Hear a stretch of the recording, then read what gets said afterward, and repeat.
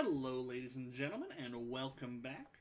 Root Beer here, looking at question number 21, the very first question in Part C on our Grade 9 Pascal paper from 2016.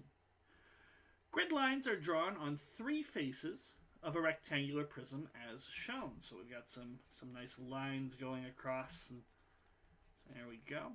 A squirrel walks from P to Q along the edges and grid lines in such a way that she is always getting closer to Q and farther away from P. How many different paths from P to Q can the squirrel take? Okay. So, I recall that this question, I've got a bit of a disagreement with this question and the way it's worded, and fair warning, I did have to double check the answer before I decided well, I did this video once, then double checked the answer because it seemed a little fishy, given the information presented. And I checked and I found out the way I think you should naturally do the question is not what they're looking for. So first I want to talk about, or rather show you how I did the question originally. Because the point of contention between me and the question, let's say, is walking along the edges. Okay?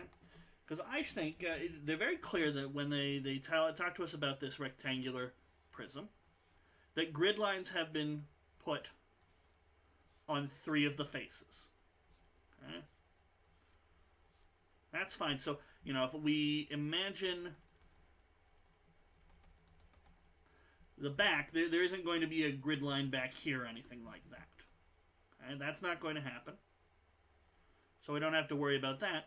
But there are still edges. Okay? And so I'm of the opinion that the squirrel could, for their first move, the back still has an edge, move down the back, and perhaps move over and something like that. Okay?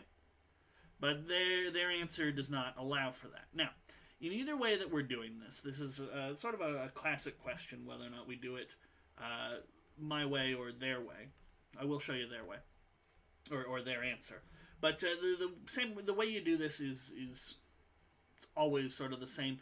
You just sort of go point by point away from your starting point, and you figure out, well, how many different ways are there to get to each point? So, for example, starting at P, there is only one way to get to this point here. We might call it like R or X or something like that. There's only one way to get here. Okay? Now, you might think, well, the squirrel could maybe go down and over and then get to X. But remember, the squirrel is forced to always get further away from P and closer to Q. Okay? And because of that, the squirrel is sort of forced to always sort of head over this way or forward or eventually down across the height of the rectangular prism. So there's only one way to get to X. There's only one way to get here. There's also only one way to get down here. Maybe call this Y. And that's good to go from P to X to Y. Okay? Only one way to get over here. Now, how about this? I might even color it. How about this spot in the middle? Well, I could go from here down here. That's one way. Or I could go to X first and go across. And that's two ways. And you figure it out by adding up the number of ways. So how many ways can I get to this point here? Well, what would be the previous point? Well, either this green one or Y over here. And so there's one way to get to Y. And therefore there's one way to get to this point coming from Y. And there's two ways to get to this middle point. Maybe call it Z. And they are going to lead different paths. So you'll get a 3 here. And you'll get 3 here. So this is all fine. Okay. And we can just slowly fill this thing out. Okay? Now, if you're like me and you thought, well, they said the squirrel moves along the grid lines. Fine, the grid lines are presented. And the edges of the prism, surely the squirrel should be able to go down the back. And I would still be getting closer to Q in terms of absolute distances and things like that. And then move along the edges along the back as well. That should be allowed. Right? And if we include that, there's one way to go from P down to this back point here. And then, how many ways are there to get down to this corner here? Well, one way coming from Y and one way coming from this back point, and that would be 2. Similarly, there's 2 ways to get here. And thus there's 5. 3 plus 2 ways to get here. 5 ways to get here. How about this point, the corner just above Q? Well, it'd be 3 plus 3, 6. So this 3 over here and this 3 over here. And then 6, 5, and 5 would be 16. So originally my answer was 16, which is E. But I seem to recall this question causing a bit of issues with some people in the wording. So I wanted to go double check and make sure it was the question I was thinking of. And they specifically sort of mean the edges shown. So not going down the back way. And if that's the case, well, that's okay. We just modify a few things. The squirrel can't come from this back point. And so there aren't 2 ways to get to these corners. There's just the one way coming from Y, or coming from above.